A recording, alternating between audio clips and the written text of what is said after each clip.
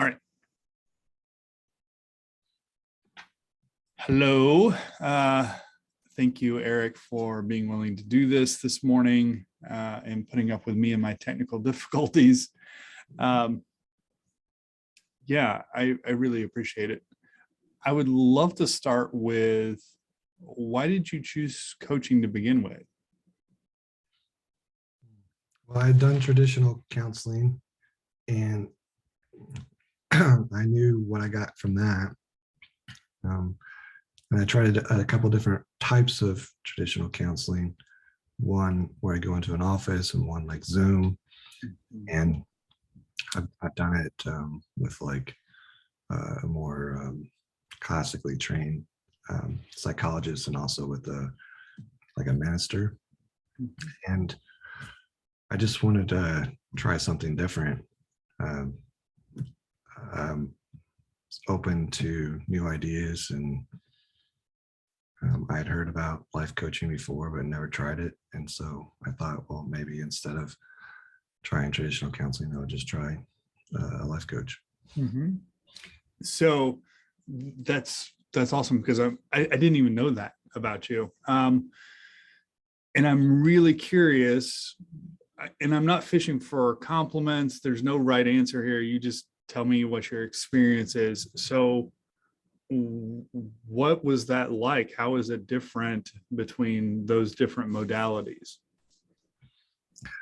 Probably the biggest difference was you really didn't want me to continue with you. Like, you wanted me to kind of graduate from you, whereas the traditional counselors were perfectly fine with me keeping going. And the other thing is that should I say this? Well, I lost my train of thought. Something about, oh yeah. The biggest difference between what you do and what counselors do is that they look backwards and you look forwards. Mm-hmm. So I never really cared for looking backwards. I know that you're supposed to learn from the past and focus on the future, so that's what I try to do. But I try not to like dwell in the past and figure out why things happen or whatever. I know you do like inner child work, which is, it doesn't mean past child. That's something you taught me. Inner child is not past child. It's present child inside you. And that was kind of big for me. Yeah. Cool. I mean, at least I think you do, I did probably 12 years of therapy. And so, and there was some improvement in there. And, I think therapy is the right fit for some people.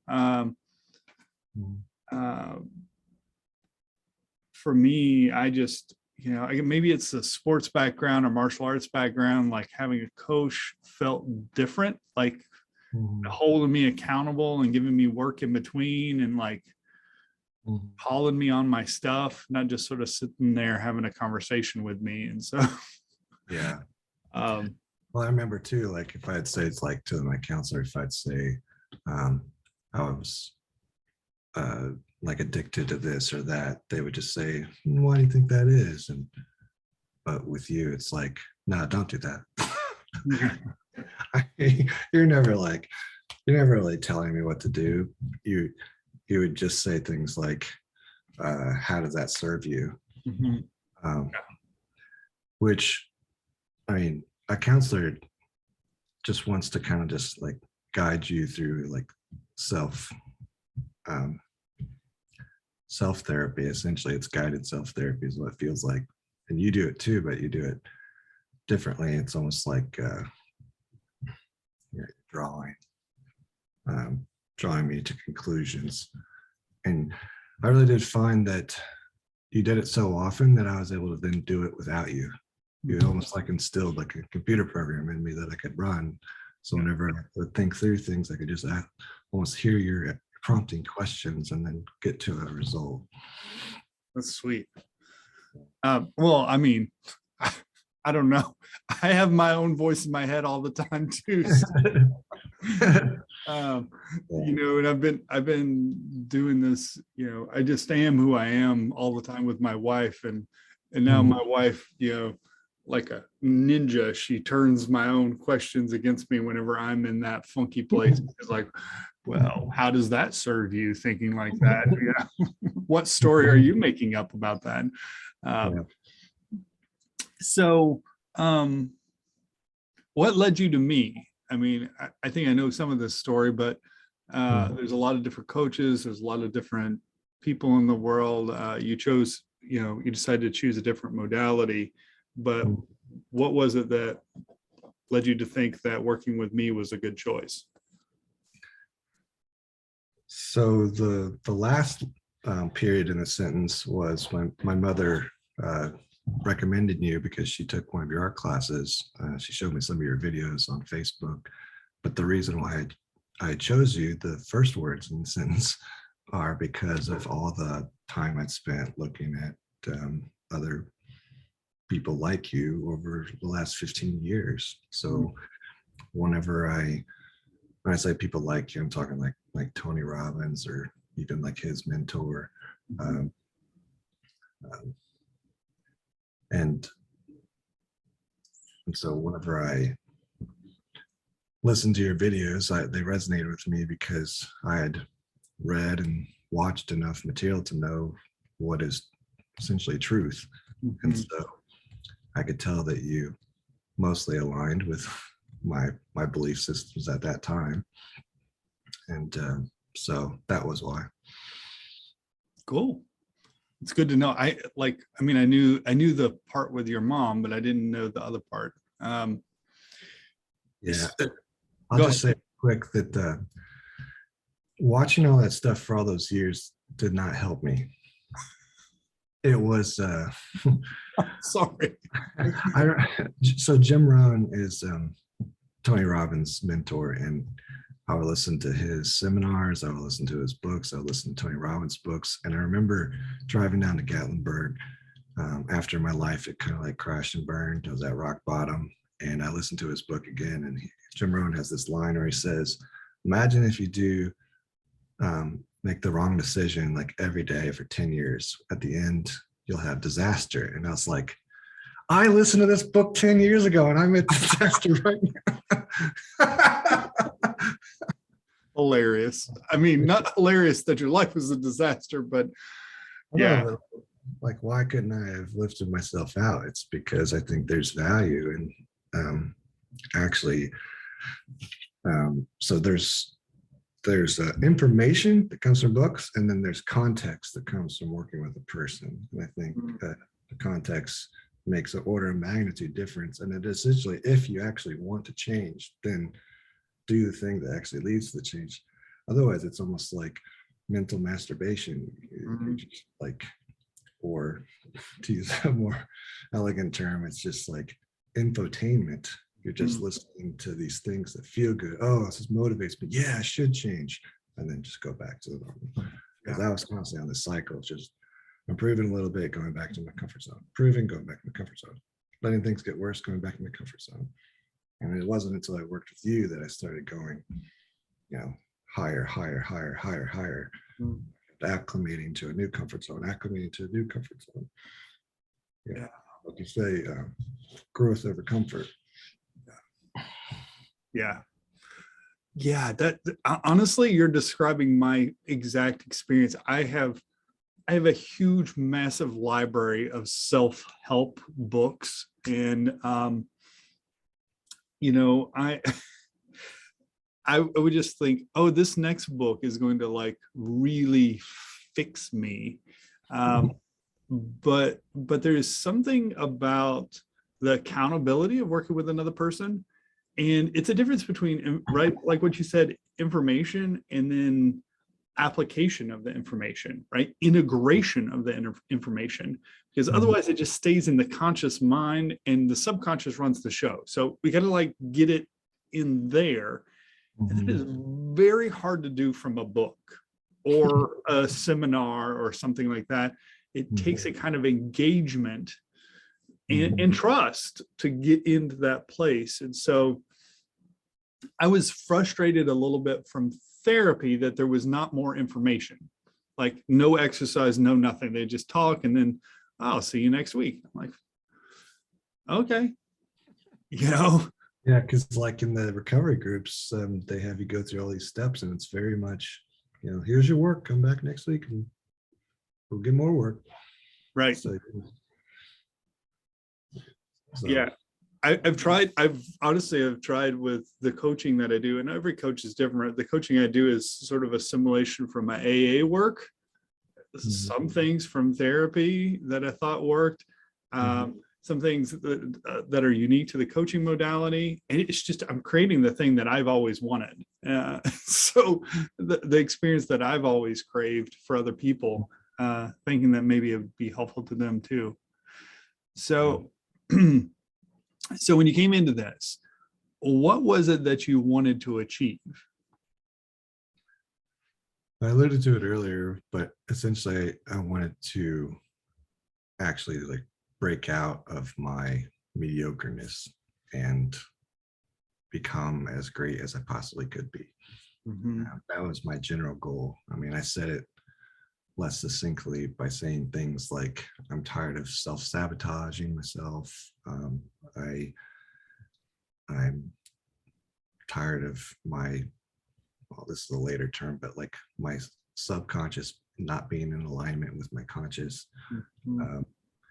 Not essentially, that's another way of saying not living to my true purpose or stated desires.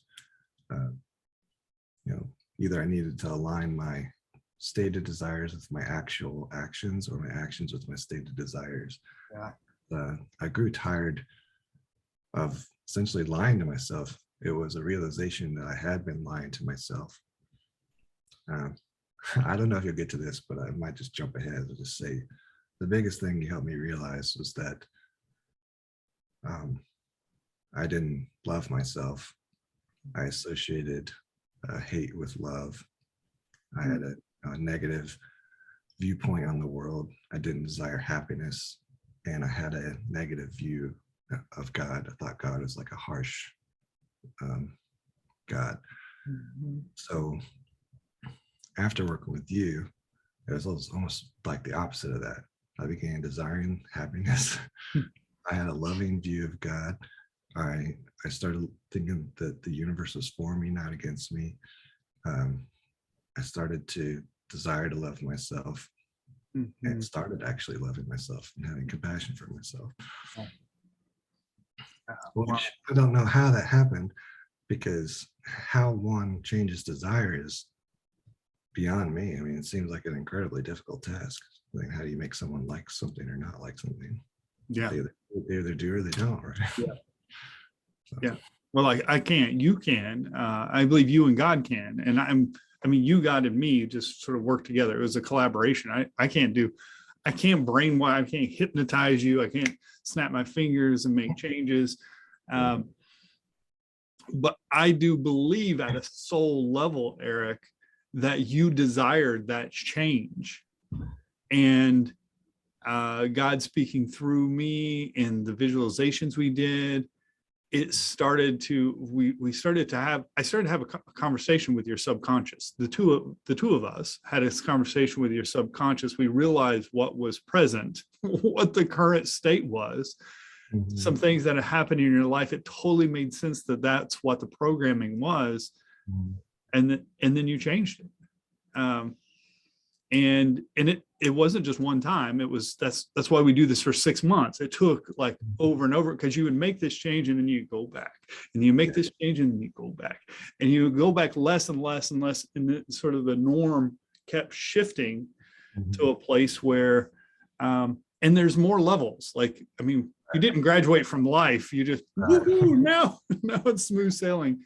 I'm still working on issues like not seeking validation. And I'm doing better at it, but like I still feel that draw of like, oh, no one's texted me today. Is my value is in whether someone texts me or not. And then I have to think to myself, no, I am. You know?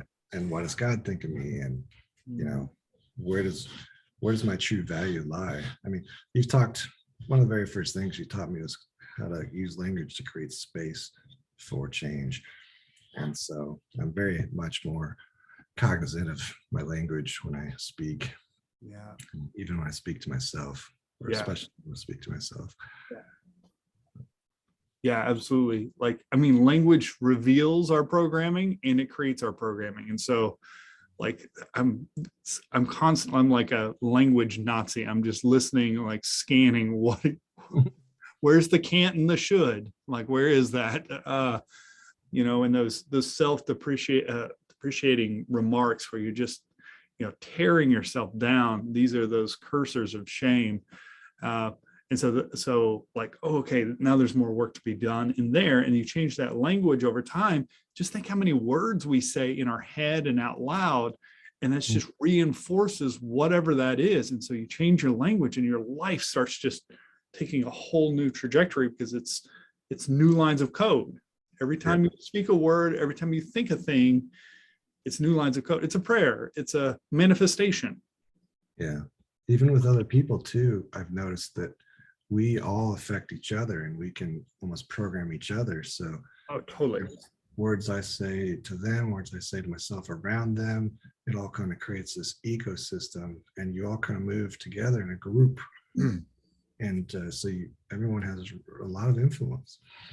Absolutely.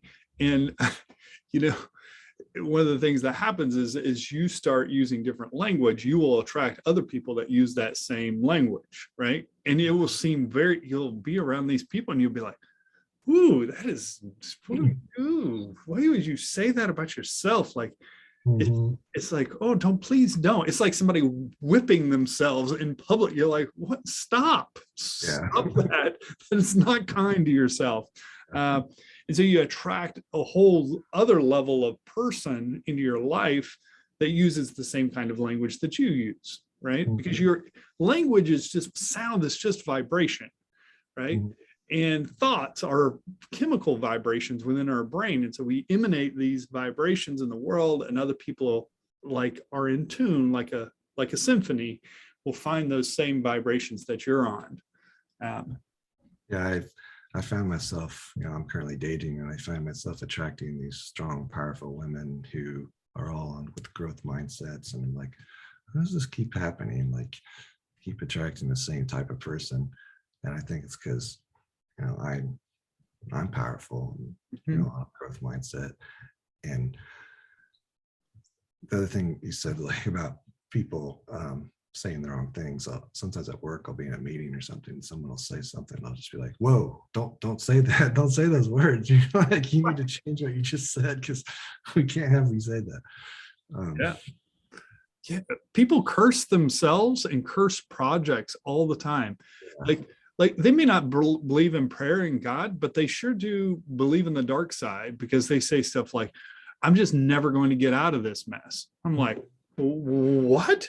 If you said that to me, you're never going to get out of this mess, I'd be like, you know, get back. Like, what? And but they do these, they just heap these curses upon themselves all the time, or their life, their projects, even their children. And it's just like, stop doing that. Yeah.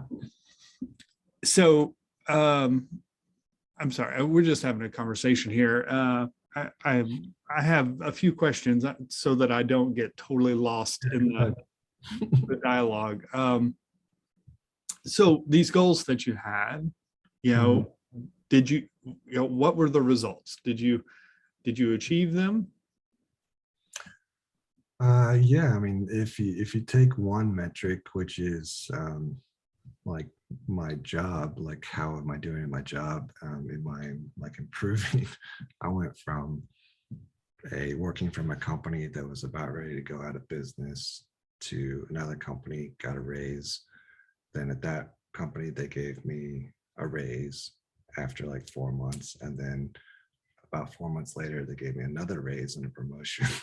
So, whereas before, I probably would have not went for the higher money. I would have been thought, I don't deserve that, or I wouldn't have negotiated more. But I just kind of started recognizing my worth and asking for it, having the confidence. You can see even right now, I'm kind of sitting up taller, sticking my chest out. And it's almost like I started not just having permission, but also having the practice of having the self-confidence and knowing the worth during the exercises with you. Yeah. Because, I mean, unless you have a dad that's really active in your life when you're growing up and like helping you work through things like this, where it's like, now son, think about yourself like this. Now go out and chop this tree down. All right, good job, son. Now go do this. Good job. And you build up this confidence or whatever it takes. Like, that's what the coaching does. It's like, you know, coaching's kind of like having that dad you always wish you had. Mhm. Yeah. Yeah. And, you know, one of the things that's interesting is I have a couple of clients that, so I have a really good friend and he has two children that are, you know, 18 to 22-year-olds. And I've known them since they're like 4 years old. He's a great man. He's one of my best friends. And I have worked with both of his kids. And I can say something in their life in this world that they will hear totally different than coming from him. Because it's me and I'm not in their world. It is, there's a different kind of mindset when you go in this little sacred space, sacred Zoom space, and they're asking for it. And so there is, even if your dad was the perfect dad, and there's no perfect dad, Right. It may be hard to get those messages because of the familiarity. And this is why we really were designed to live in tribes, where there would be other men that would mentor you other than your father, that you would listen to when you were a teenager, because we don't listen to our parents. I have my own children have challenges, and I try to love them the way I'm loving you, but they won't hear it because I'm their dad, right? Yeah. Yeah. So there is something very special and sacred about this kind of relationship that we have in this space that allows for that kind of healing and transformation that you don't get in a friendship. You don't necessarily get from a parent.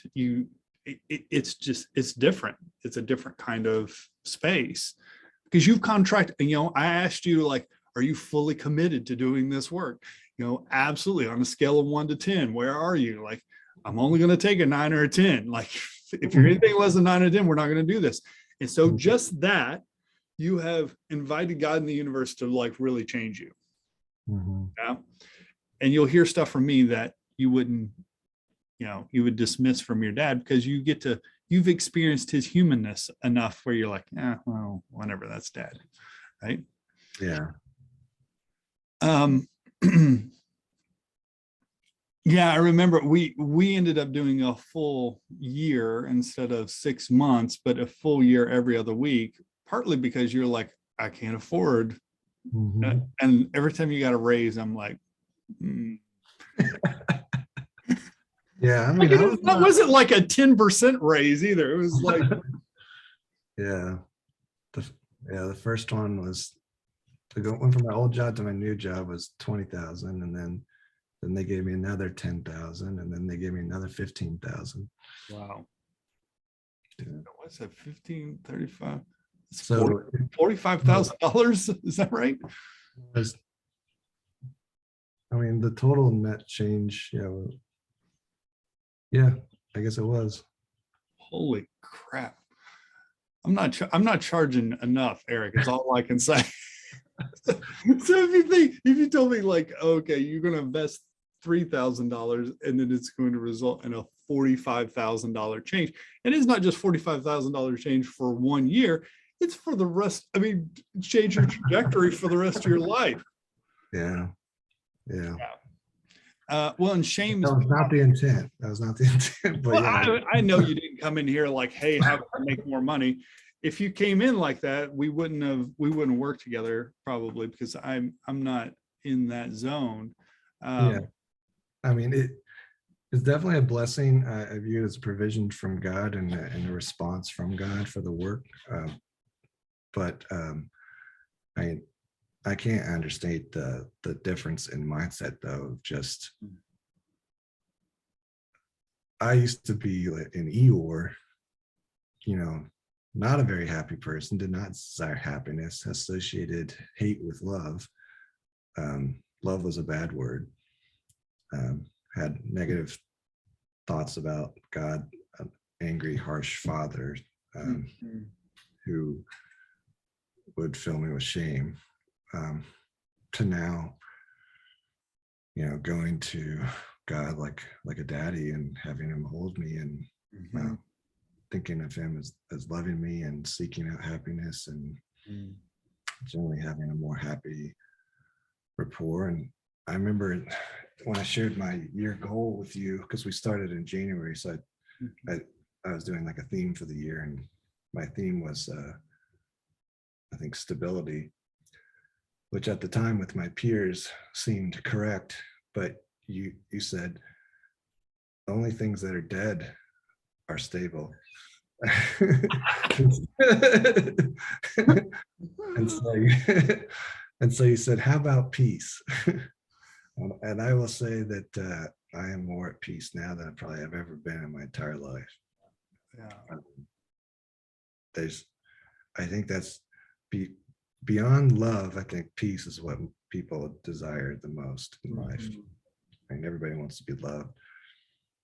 And now I almost have the lens that I see through the world is getting closer to that lens of realizing that when you look at everyone and you realize that they just want to be loved and you want to be loved, everything starts to make sense. Yeah.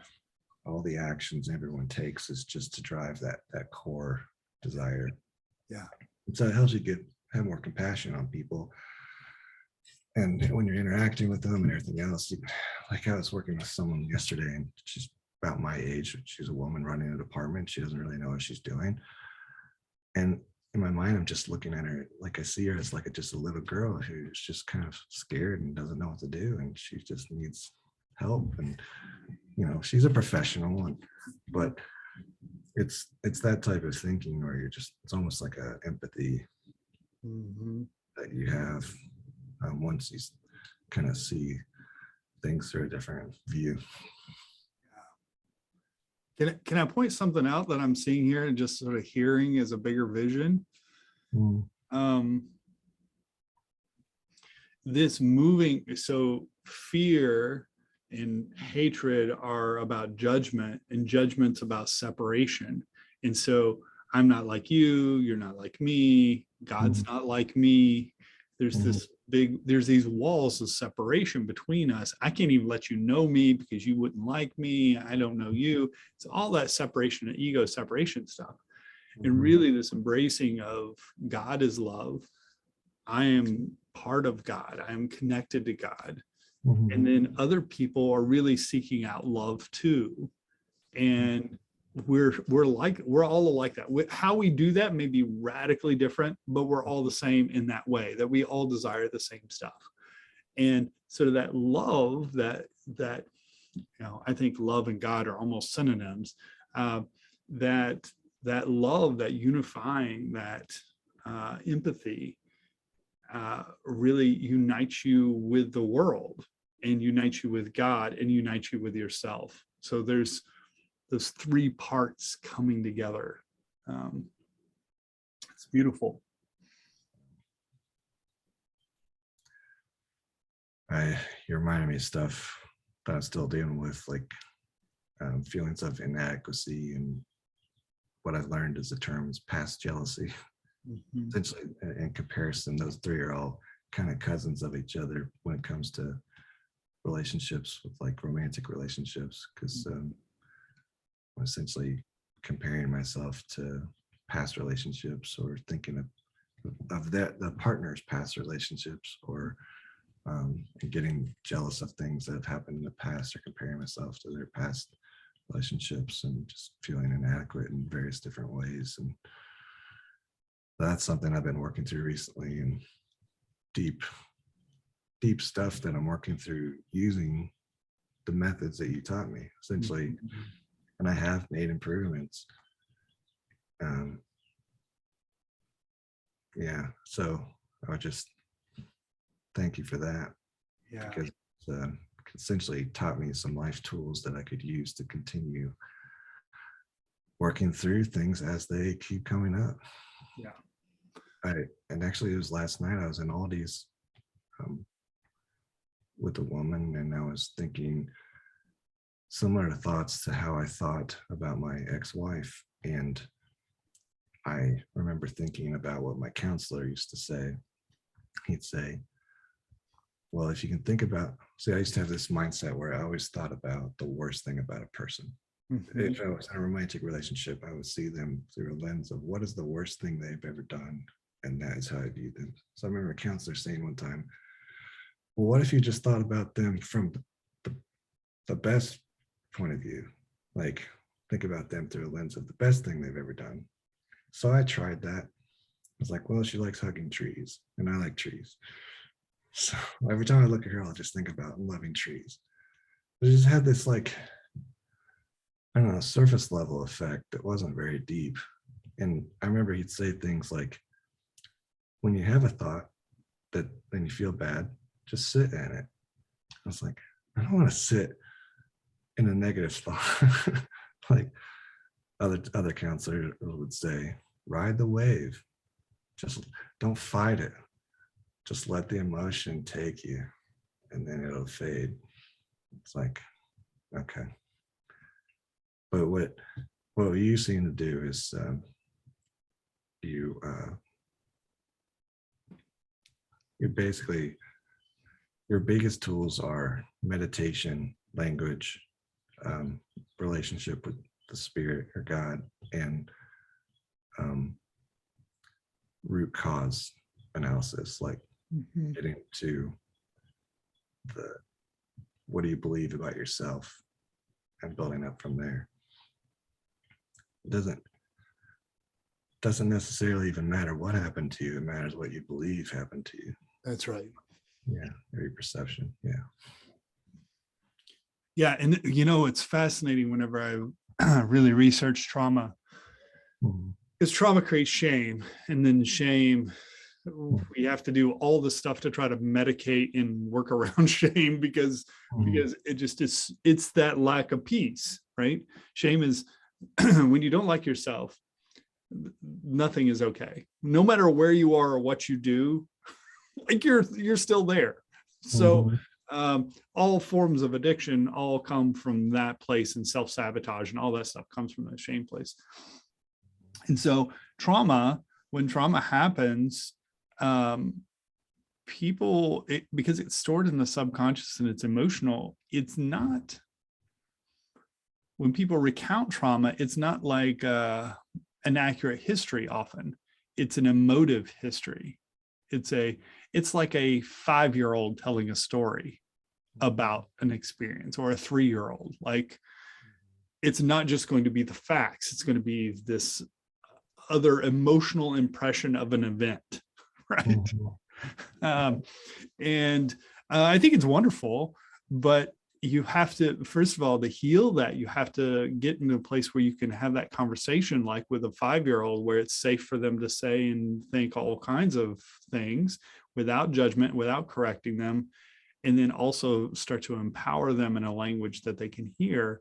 And so that younger version of ourselves can, like, own its power again, and heal from that trauma that they're stuck in that place. I mean, so much of ourselves, when trauma happens, it splits off a part of us and it gets frozen back in those places.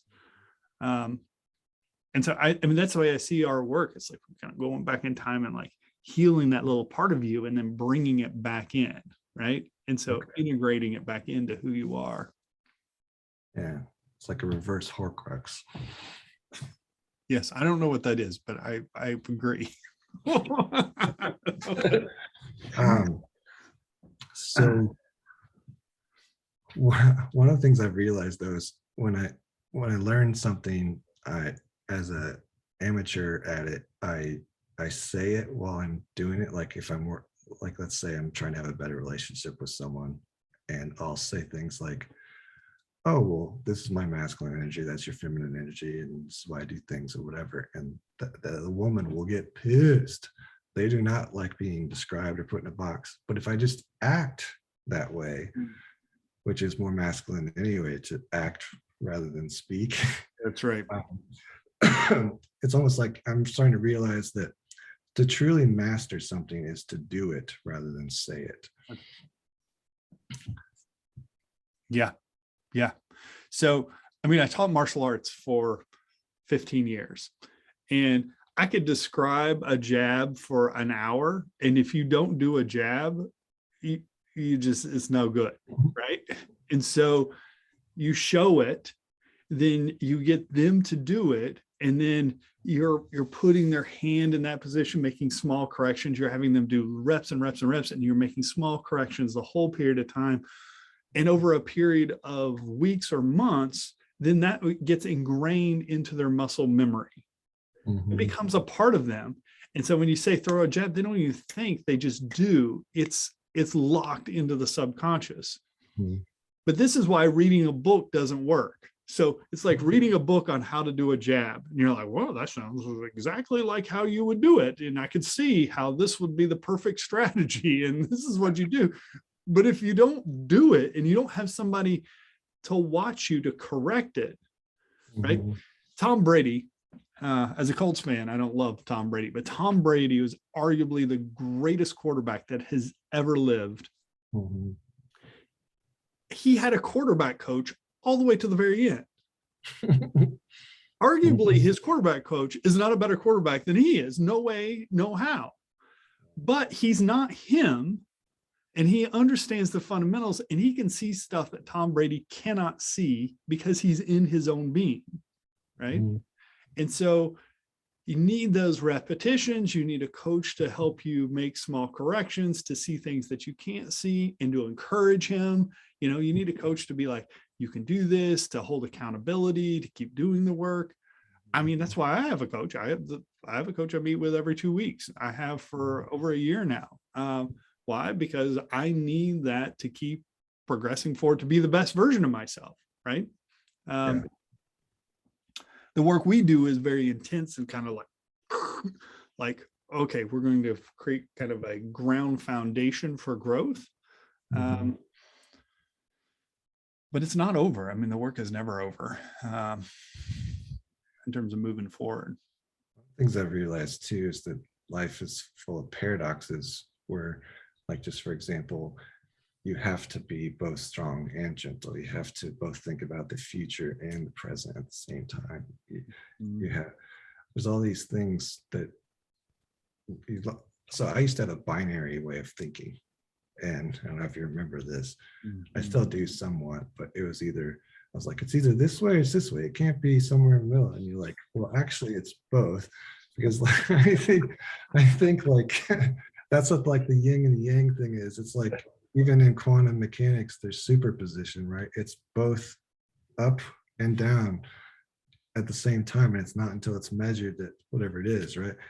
And yeah, it's like, once I started thinking like that, I realized that that's why it helped me almost understand women too, because it's like a woman does not want to be led, but she wants you to have a plan. Yeah.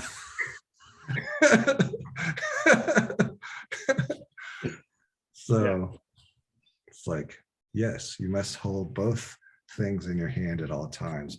And whoever can do that balance the most is usually the most successful. That's right. Yeah. Yeah. And there's no rules. Like, I think this is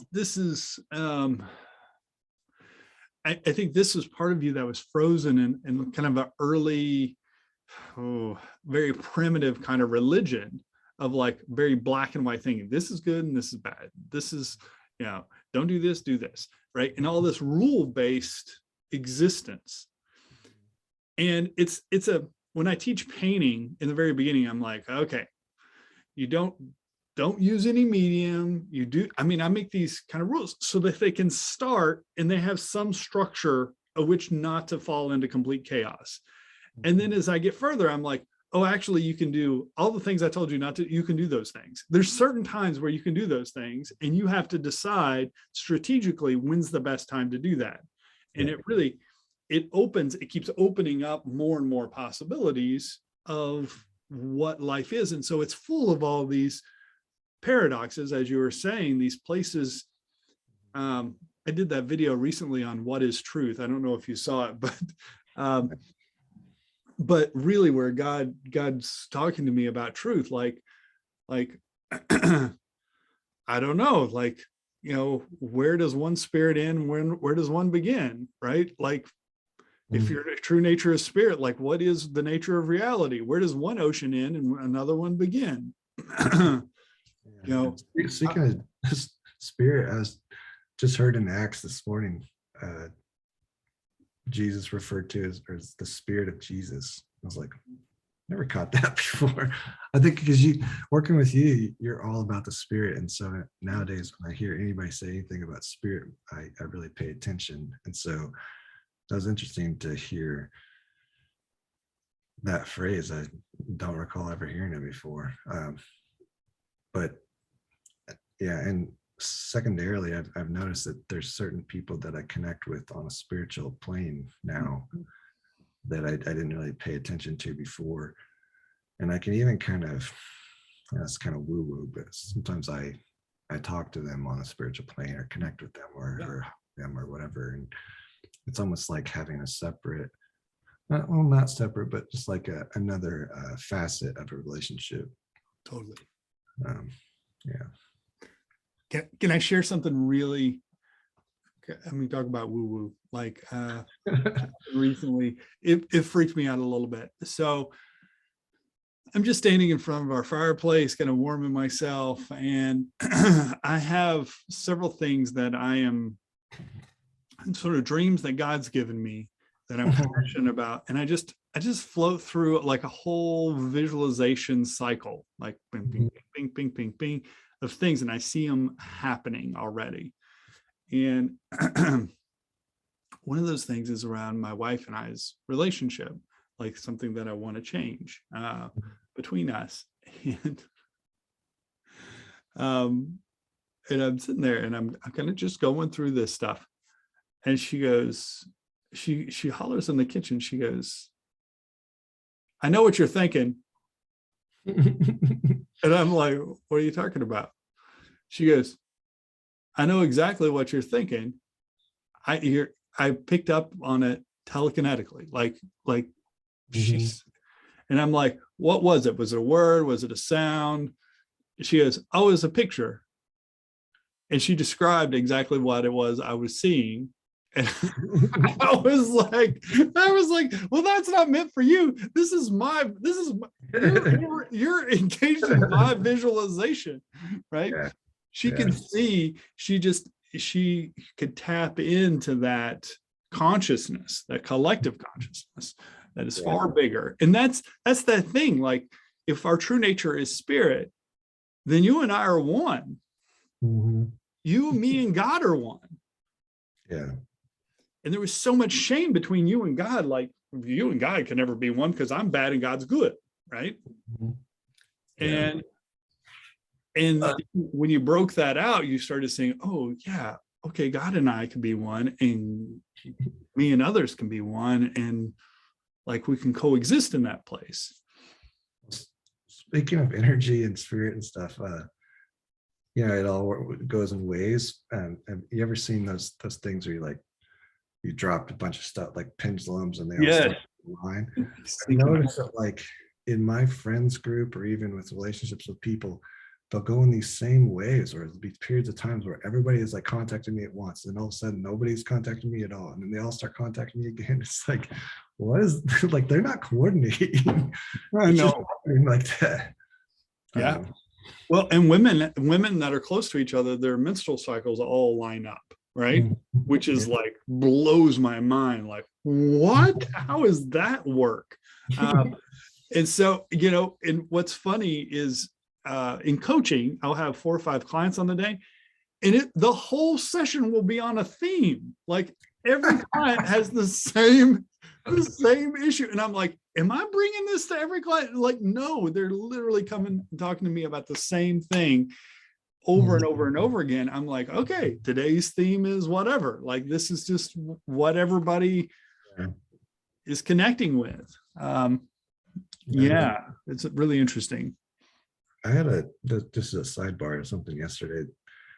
So I was talking to someone about something, and then I made a comment to someone else, and I was talking to someone else, and then I made that comment to the same person, and then that person told me, I've been praying about this thing for a week, and you just said 2 things that are an answer to my prayer. And I was like, how? Like, in order for that to have happened, I would have had to talk to this person, and you. And then, it's like, it's truly a God thing. But yeah, I love that part in Avatar. The idea of Awa is, I mean, they have that big tree, and it's like a spiritual internet. And so when we meditate and when we pray and when we do our spiritual connection, we connect into that spiritual self, we connect into Awa.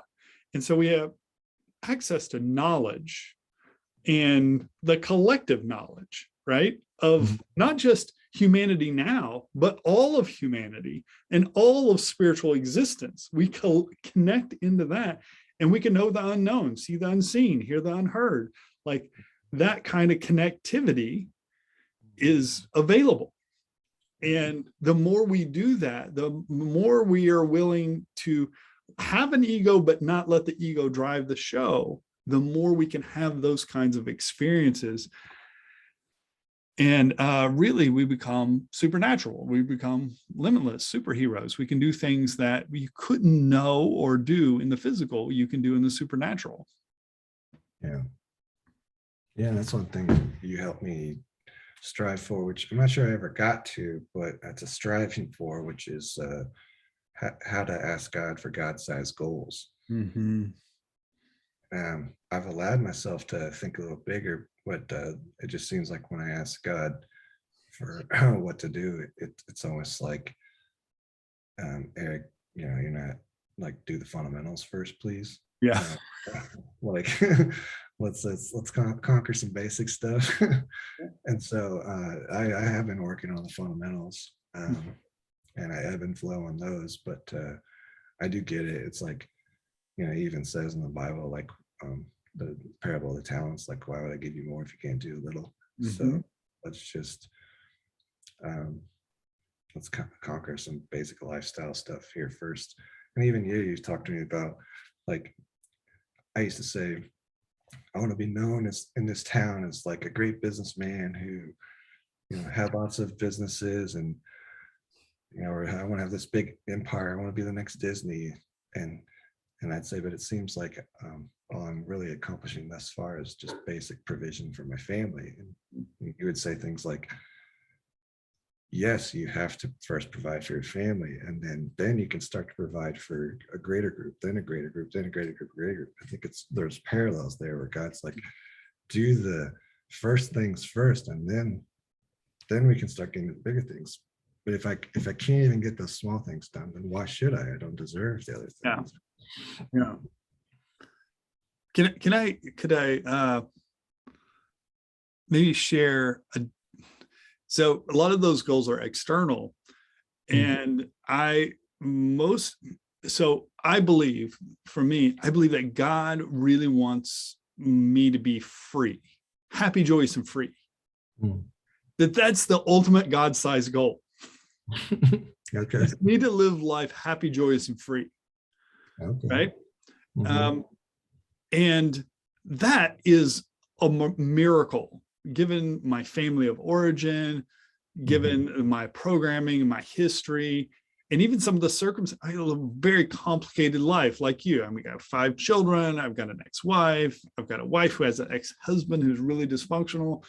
We live in the pandemic world. I mean, there's a lot of stuff going on. To be really happy, joyous, and free in the midst of that is a miracle. And in order to do that, I have to be free of shame. And holy camole, like that in the context of my life, like, woo, that would be a total miracle. Right. And so when I think about that as the ultimate God size, that's the thing that God wants me most, is to be able to be in this physical body and have this ego that's been damaged and not be limited by it.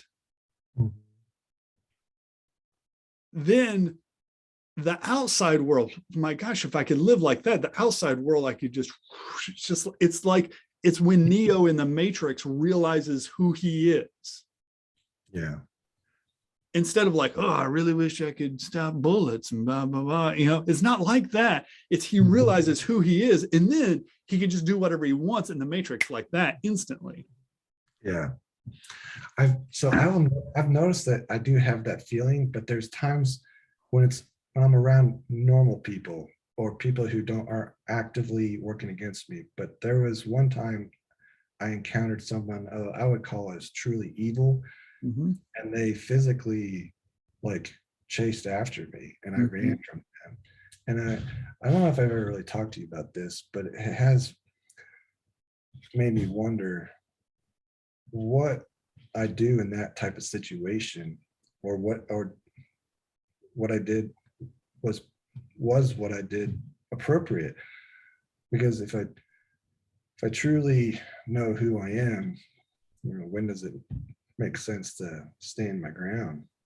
But in this case, it was like a Karen type person, and I didn't want to, be all over the internet or something for, just something that wasn't really even doing anything wrong.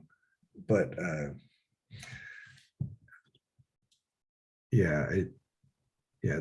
think that there's just a lot of another way of what I'm saying, I'm kind of rambling here, is that the changes we can make in our spirit and how we view the world, I think might sometimes even open us up to confrontation from other powerful spirits. Absolutely, dude.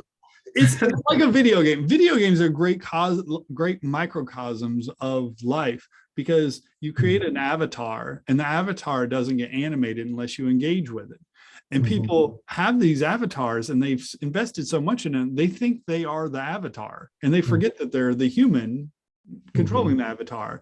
And so that's the people that believe that they're their body and their ego, and forget that they're the spirit, the animos that's animating the character. And then when you play a game, like if there's no bad guys in the game, you're not in the right area. Right. Right. And so you play in a place, a dungeon, where there's bad guys that come after you. And as you power up, as you level up your character, the bad guys get harder. Yeah. And they go from being passive mobs, like, oh, you got to kill 5 little rabbits and they're not going to hurt you, to things that are actively coming at you. And then things that are really big that are coming at you that are fucking can destroy you. Right. Yeah. And so, yes, the leveling up isn't just so, look at this shiny armor I have, and look at all this fancy stuff I can do. I can kill these rabbits, no problem, right? It's so that the bosses of the previous level become the mobs of the next level. And as I've leveled up recently, holy camole, I'm like, good grief, these mobs are hard. Like, what is going on? Yeah. And yes, there's resistance to pushback, spiritual, or whatever you want to call it. And I think God wants us to fully own our power. And the only way for us to fully own our power is to have resistance against that. Yeah. If I say, oh, I'm so strong, my chest is so strong, right? And I go only bench press the bar, I will never know how powerful I am. It has to be those heavy weights that are put on there. And so the way this whole thing set up is that, Agent Smith gets tougher as Neo gets more powerful. Like, that's the way the game works. Yeah. And it's comfort of greatness, right? And so people will shy back and like, oh, I'll just go hang out here in this little safe zone and, shoot some bunnies again, right? Because I'm scared of that over there. And they never know their power, right? Yeah, I've noticed I'm stepping out, like creating groups or new people, or like doing side projects at work, and people will creep in and be like, well, who asked you to do that? And I've thought to myself, I have an opportunity here to either back down or just keep pressing forward. And I found that if I have a reason for what I'm doing, and that the intent is to add value to the organization or whatever, then a lot of times they'll just come alongside me. But their aggression at first is out of fear, like scared of the loss of power or control or whatever. And just having compassion for that, and be willing to like abdicate, but like know that the reason you're doing it is not for yourself, it's to help something else. So yeah. I will tell you, just Warriors Way starts up and I'm like, I know it's coming. It just poof, you're in Warriors Way and I'm just like, okay, there it comes. And sure enough, like I'm like, good grief. Just one after another, because the work is so powerful. It's helping so many people and it's so transformative that it wants to cut the head off the snake, right? And I am the head. So whenever I do the retreat, whenever I do Warriors Way, whenever I really push in, I'm like, I'm going to help as many people and just love as many people as much as I can. They're going to come out. They did that to Jesus. I mean, Jesus, that's what it means to be Christian. It means like a little Jesus. And Jesus, no one was coming after him when he was a carpenter. Yeah. It was only when he started his ministry and started really helping people. And the more he helped people, the more they came after him. Yeah, that's right. Yeah. Yeah, you see it with Elon Musk and stuff too, and people just attacking him the more success he has. And it's like, God, from the sidelines, I'm just like, why can't we just let him alone and let him do his thing? But there's just something about people, like almost like zombies wanting to pull. Somebody's trying to climb over the wall and everybody's just like pulling him back down. No, don't climb over the wall. Right. That's the game. If you could just meteoric rise without any resistance, that doesn't mean anything, right? Yeah, that makes sense. Played a video game where you just, I'm like, cheat code. I just go through and I mean, it's fun for a minute, but then it's not the game. Like there's no game to that. Yeah. I've heard an analogy. It's like playing tennis without a net. Like, yeah. Or no rules. Like you can hit the ball wherever, right? Yeah. Well, I want to be cognizant of your time. I'm sorry we've gone over. I like to ask this question. It's a little bit snarky, and maybe it's but sometimes people listen to these things that are interested in coaching, and they hear about the cost and like, oh, is this going to be really worth it? I mean, that I offer your money back. If you don't like it, I'll give you all your money back at the end of it. But in terms of the value of your experience, you've already paid me, so I'm not fishing for any more money from you. But in terms of the value of your experience and how this has affected your life, your mental and emotional state, your relationships, your self-esteem, even your job, what kind of value would you place upon this experience that you've had? Well, even before I got my first raise, I was in a bad place financially, but it kind of didn't make sense for me to pay. But every time I'd have a session or every time I'd make a payment, I would ask myself, am I getting more value than what I'm paying? And the answer was always yes. But I kept doing it. And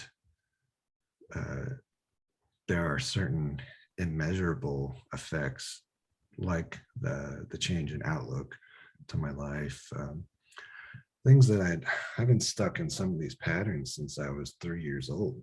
And to finally change some of them, I mean, what is that worth? I could have paid more in the beginning. no, and there's a reason why I went on the year plan versus the 6 months plan. And I'm certainly thankful. Yeah, I did kind of like 10x my investment, but that wasn't the original reason for it. It was, I guess it was more like 20x, but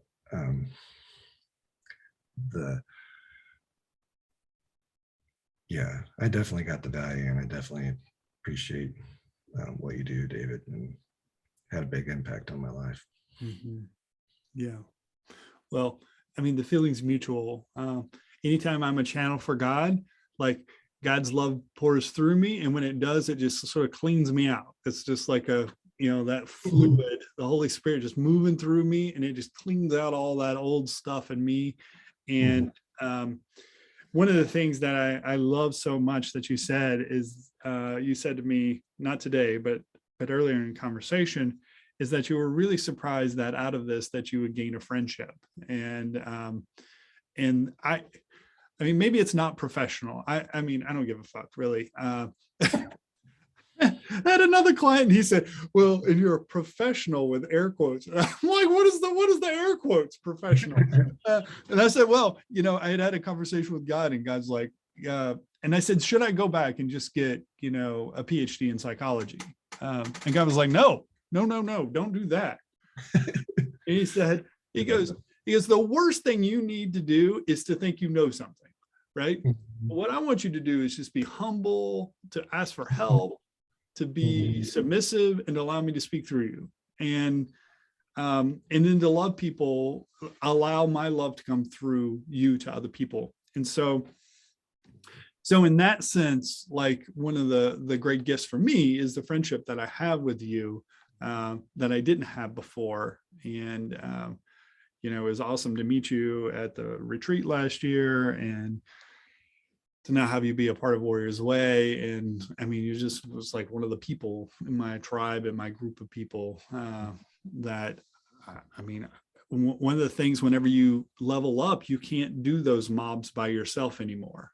Like, and so I need to be in a group. I need the group as a support. I need these kind of conversations to be on both ends of it, in order for me to be able to handle the monsters that are back behind the screen, because there's a bunch of stuff, right? We need each other.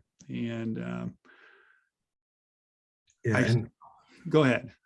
I was thinking this morning when I was getting ready for this, you told me to dress up for this, and I was combing my hair and stuff, and I was thinking, David's a good looking dude. and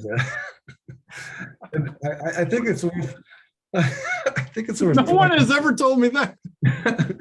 I think it's worth pointing out that one of the things that you did that I did not expect was that you encouraged me to work on my physical appearance as well. You talked a lot about your strength training and exercise, encouraged me to eat better, exercise. And I actually, for a time, had a workout coach because of that. I still have those kind of thoughts in the back of my mind. Almost like I hear you saying, your thoughts about the body is, making sure you have the best body so you can have the best mind and all that stuff. We didn't talk too much about it, but you definitely brought it up quite a lot. And the other thing that I wanted to mention was, you often talked about, you have this practice of journaling with God, question answer sessions. And I actually did that for the first time on Sunday. Whoa. Didn't expect really anything out of it, but I think it's okay for me to share. I asked God about this before I share with people. I'm asking him questions, he gives me the answer, I write it down. I ask him another question, he gives the answer, write it down. So I asked him some pretty specific things, like, should I date this person, whatever? Should I marry this person? And then I was like, well, when am I getting married? And he said, this date. And I was like, okay, I'm gonna write it down, the date, but like, let's look it up. Like, what day does that fall into the week? 1 in 7 chance, right? Falls on a Saturday. I was like, okay, well, that gives me some confidence that I was actually having a conversation with God here. You're like a 1 in 7 chance that I'm actually talking with God here. So we're down a date, maybe. And then so I think it's like it's giving me this thing where it's like, well, what faith do you have? Like, does that embolden to faith? It's like, if God told you a number and he told you this thing, how does that inform your current actions in order to lead to that result? If you truly believe you're having a conversation with God, then it does affect your choices. It's like, if he says you're going to marry this person on this date, then you don't need to talk to any other girl. That's right. So, wow. Yeah, that was pretty powerful. Yeah, that's awesome, man. I'm happy for you. God doesn't talk to me that way, so it's cool that God's talking to you that way. He's always just he's like a coach to me. He's just always asking me more questions. Like, I'm like, should I date this person? He's like, what do you want to do? And I'm like, what do you mean? I want pleasure and I don't want any pain or challenge. And God's like, oh, so you don't want to be alive? It's like, that's that kind of, this is real sassy with me like that. So I didn't like some of the answers because I really wanted to have another baby and said no. And I said, wait, I just kept asking him, like, are you sure? Like, no, like, I want to have another baby. And he's like, no. He just kept saying no. And wow. That hurt a little bit. Wow. Yeah. Yeah. Well, as you continue to do that, I just want to encourage you to keep asking. God doesn't stutter. And I don't believe that we are on some sort of like set, like one of those cars that's on a track where we can't move left or right. So there is free will and there is timelines and things change. And, we can let God know the petition of our hearts. And who knows? I mean, who knows how things are going to go? But I think it's very cool that you're starting that conversation. And just in our time together, I did recognize that you had all kinds of clairaudience and clairvoyant abilities that just weren't developed because you didn't believe that God loved you. And so you're disconnected from that spirit. So it's cool to see you starting to develop those qualities in yourself. So, well, I love you, man. Thank you so much. For the conversation. It's been fun. It's been a month or so since we stopped working together, and so it's fun to catch up with you. You look good. I will point out that when we first started working, you were in your mom's house, and it was just piled high with crap. And I was like, "What are you doing, man? How can you live in that space?" To go from living in my parents' basement to now having my own apartment, living near my kids. I mean, it's been a lot of transformation last year. Yeah, dude, that's awesome. All right, love you, man. I'll talk to you later, and take care. Thank you. Bye.